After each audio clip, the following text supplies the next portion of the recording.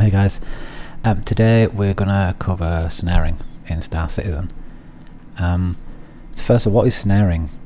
Snaring is a form of interdiction that the Mantis, the Mantis in game, is capable of.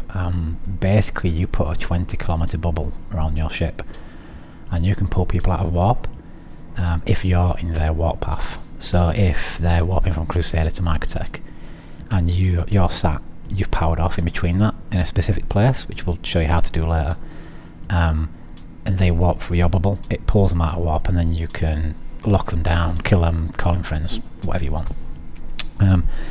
So how do we first start going about doing this, along with some explanation? And this is not really a structured guide. I'm just going to talk about what I know as I go. If someone wants to restructure it later, then fair enough. I don't really have the time to do that right now, so yeah. So there's a website called snareplan.dolus.eu, and you base it all off this. This does all the hard work for you. You just use this tool and it sorts you out. So say we're going to do Crusader to Microtech. In fact, there's a better example to show you to start with, and it also explains something else. We'll do yellow to Demo. Just it's a smaller jump, it's more visible how this works. Here we go, look. So one thing to note is you've got an origin and a destination point. The origin includes anything on the planet or like stations orbiting that specific planet. It however doesn't cover the moons. So for example, Crusader itself, if you had Crusader as your origin to Microtech, it's not going to cover yellow, Demo, Selling. This didn't used to matter because previously if you wanted to walk from yellow to Microtech, you had to go yellow, Crusader, Microtech. This last patch has broken that and allows you to walk there directly. We're not sure if this is actually intended or a bug at the moment, so I guess we'll find out. Part of me feels like it's intended, especially if they're going to start scaling up how many people on the server, because if you've got 1,000 people on the server and you can shut down a full route between Crusader and Microtech for those 1,000 people with like 2 or 3 people, it seems a little bit overpowered. But we'll see how it plays out. I kind of hope for now, while the population's low, they send it back, and then when the population increases in future, then I think they're going to redesign the system anyway, so we'll see. But for this example here, it's a perfect example to show you how the snaring stuff works, because you can actually see the funnel. Why can't I zoom out anymore? What's going on? Something's broken. There we go. So you can see how from yellow, at any point in yellow where it's on the planet or like a station or something orbiting it, as you get closer to DMR, this funnel of traffic, this is all the points people can walk to, the physics grid basically, it gets narrower and narrower to the point where our 20-kilometer bubble can actually catch all the traffic. So this here shows the range. So any point, something worth knowing is any point within this sliding scale, you will catch 100% of traffic going on this route. Everyone will land in your bubble if someone warps in this direction, this origin to destination. There is a benefit to going closer, and in this example you can see this, it's always in comlink range. It's something to watch out for later. I'll show you on Crusader Microtech, which is a better example of that one. But as you get closer, your 20-kilometer bubble covers more of the route, which you can actually see by turning this on. If we slide this all the way, this slider here all the way back here, and we zoom to the QED, you can see that our 20-kilometer bubble is only just covering 100% of the traffic. It fits. But if we move closer and then zoom, this green section is the traffic. You can see our bubble now overlaps it quite a lot, so it gets all the traffic. Either one gets 100% of traffic, but the benefit to going closer is that after you've caught someone and finished a fight, you could end up 20, 30, 40 kilometers away from your original position, and you need to reset that position. So by being closer, it just means that resetting that position is a lot easier, because you're not trying to get pixel meter perfect or whatever, you're just overlapping it. I'll show you that on the other one. So now we'll look at Crusader Microtech. Crusader and Microtech. So this one you can see is at a lot bigger distance. You can barely see the funnel on this. I mean, you can't. You can't see the funnel from this range. And what's also interesting is when you move this, look at the red pip where you're actually dropping. It's just not. It's not moving. It's such a short range where you need to drop out. But realistically, it's not. It's 77 million miles to 2 million miles. That range you need to drop out of warp, and then you're fine. If we zoom in, we can actually then see what it's doing. So you can see this is the kind of the range that we need to be in to catch 100% of traffic. And the reason that's such a, it's because it's such a long distance that the funnel reduces slower than if it were a shorter distance. Have I got that right way around? Don't know. Whatever. You get my point anyway. And then something worth noting is I said about the comlink. So if we turn on this display comlink range, we can actually see the ranges of the comlink on the map. So what I was saying is that a lot of people say, oh, just go as close as you can. No, don't do that. As close as you can outside comlink range. There's no point in taking a crime stat. And we can also do this again where we draw it, zoom. You can see green funnel is the traffic. This is our ball. It's covering it easily. Obviously, if we go all the way back here again, same thing. It's only just covering it. So yeah, as close as you can out of comlink range. So now we're actually going to do this in game. So the information we're given here is that between 77 million miles and 2.3 we will catch 100% of traffic travelling between Crusader and Microtech. So for me, I'm going to find the comlink range which is there. I'm going to back off a little bit and I'm probably going to aim for about 30 million miles. It's worth noting that when you... I'll show you this in game actually. I'll just go in game and we'll show you. So I'm currently at... what am I? I think I'm at Seraphim. Yeah. So I'm first going to warp to Crusader, just so it's all set correctly. I mean, this is the problem now, that people can warp straight from Seraphim.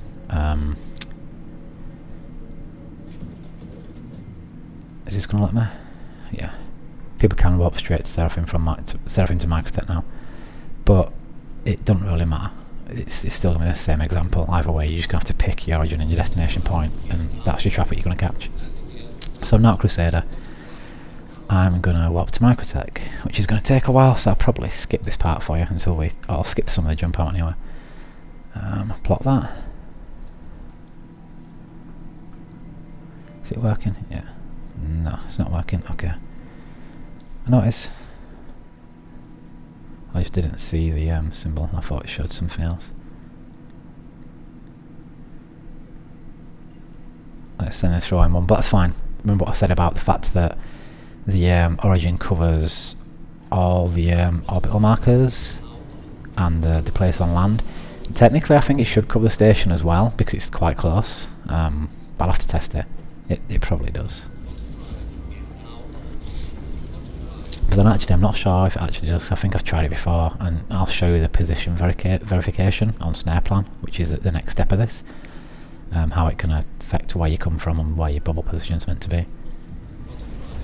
But we're now aiming for, back on snare plan, okay, so I'm going to aim for 30 million miles. I know that, so to drop out of warp you can power down your ship with you, or I find it's more reliable if you just hold your left mouse button like you do to get into quantum. You can use it to get out of quantum as well. So when you get to about, what did I say, 30 million miles I'm going to go for, I'm going to try and aim to drop out about 40. Because I know there's a delay that I end up always skipping 10 million miles or so. But I'll stop now. I'll skip this to where we're going next, and then you can join me from there. In fact, there's something I can show you during this as well that's worth knowing, is that there is a minimum distance required for snare to work, like the length of the warp. So if I try and do DMR to Crusader, you can see here, interdiction not possible, interdiction error below minimum. I don't actually know what the minimum is, but you don't need to know because snare plan just warns you anyway. So this is, you can't interdict this because it won't trigger for whatever reason, the way it's been coded. We already showed you yellow DMR is possible, but it is quite a small window to pull out of warp, like power down or cancel your warp or whatever. But you can play around with all that stuff when you're going anyway. In fact, something else I can show you. So you know I was saying about like the physics grid and everything around Crusader that it includes. So when you zoom in you can actually see the physics grid, and that shows basically like everything within that circle you can catch. So you can see the moons are not inside that, but more than likely the stations and anything on the planet and or that will be. Again, you know, this green corridor is the traffic heading towards your destination. Okay, so now you can see we're getting close to Microtech. We're aiming for that 30 million mile point to drop out. I'll show you, I'll probably click about 50 or 40. So when it gets to 50 or 40, I'm going to left click, hold left click, and then drop out of Quantum. At least I'm going to try, let's see. Aim at 50. Okay, so I got 39, that's fine. Close enough. We can look at snare plan again. You can see 39 is well within that range. Out of comlink range, still here, so let's look at 39. You don't need to do this, but just for example, then we go zoom to QED. Our bubble is covering all the traffic that comes between both origin and destination. Right, so now what we need to do is, this is the way I do this. You might want to do this from I switch into SCM. I move forward a little bit so my VTI is showing, or VIT, what the fuck it is, and then I'm going to go all the way over to my reverse. At that point, I'm just holding X to stop, and now I know that's me aligning back towards people who may coming from into my bubble. And I'll show you the position verification part now as well. You don't really need this now, you need it after a fight, but it's good to understand it and how to get your position right. So first of all, we'll type show location in chat. Well, I need to turn chat on first. / show location, just like so. Press enter. Nothing happens. YouTube videos online will show you that it pops up a location in chat. It doesn't do that anymore, but it still copies it to your clipboard. And you go back to snare plan, you click on the position verification, you paste it in here, and it shows you 100% coverage. It shows you where your bubble is. The red is your bubble, the green is the traffic. So you can see I've not had to move at all, and I'm still covering everything. This generally happens if you drop out early or late. Wherever in that range it still works. But like I said before, it's a lot easier to reset your position if you're closer because you've got more overlap.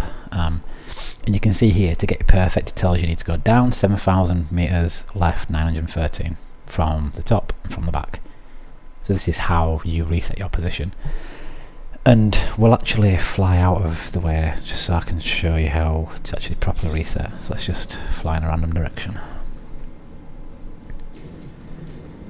Can also cancel the route now.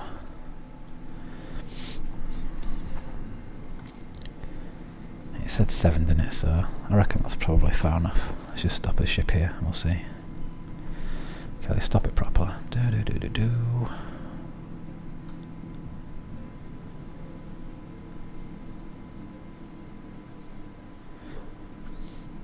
Cool. So now we'll do show location again. Back to snare plan. Right there. This is our bubble. This is the traffic. We are now not covering it. Snare plan tells you how to correct that though. However, down on left in space, how do you know which way is down? How do you know which way is left? It's actually quite simple how it's been done. You turn back into nav mode. You find the sun. So here's the sun. And then the row of planets want to be below the sun. Not above, but below.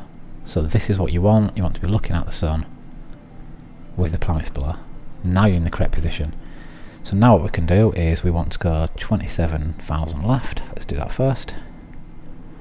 There's obviously no perfect way to do this. Just do it. Move a bit, check. Move a bit, check. Black out on the way. Why not? Come on. What the fuck is this background music? I don't know. Whatever, we'll go with it. It's some royalty free background shit and it's all piano stuff. Didn't expect that. Okay, so while we're going 1,000, let's do show location again. Oh, so we need to stop there, which is, yeah, let's just go back this way.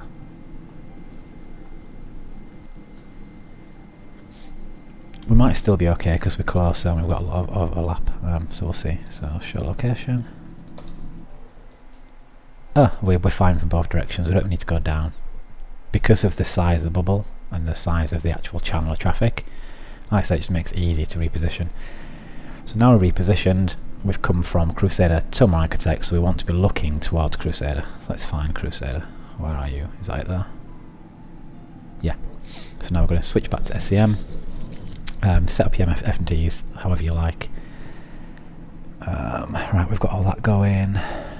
I've got my fit on black box somewhere, or if you need it, let me know. It allows you to have pips 100%. It's not hard though, but if you want it, you just ask. And then, because we've already got us quantum generator, QED or interdiction or snare, or whatever you want can call it, because that's already on, all we have to do is come down here and say Q snare charge. That starts charging as quantum snare. You can see there at the top left of the screen here, there's a little symbol. It's also down here too. You basically wait until that goes green, and then your snares are ready to go. You still have to turn it on though, so it charges, and then once it's finished charging, you click again and it initiates it, and it puts that 20 kilometer bubble around your ship. Something worth knowing is, I don't know when this happened, but I know it's the case now, that previously once you had your snare up your bubble, you would just sit there watching and little icons would show up on your screen saying a snare event, and you go towards it, and that would happen automatically. But now that doesn't, and you have to actively ping with your scan with tab. You have to keep pressing tab, and then if the tab catches it, it'll then pop up a snare event, which is it's fucking frustrating and really annoying. There's a issue cancel for it, but whether they'll change it or not, I don't know. The way I get around this, I just use auto hotkey and set up a toggle switch that when I press shift and tab, every 5 seconds it pings for me. Obviously that means if you want to then alt tab out of the game to YouTube or something else, you're going to be tabbing around all sorts. But yeah, it's the best way I've found to do it so far anyway, at least until they fix it. So let's wait for this now. I don't think we'll actually catch anything now, but I'll probably just throw a video in from when I've actually caught something in the past. So it's nearly green. There we go. Down to the same button again. Initiate snare.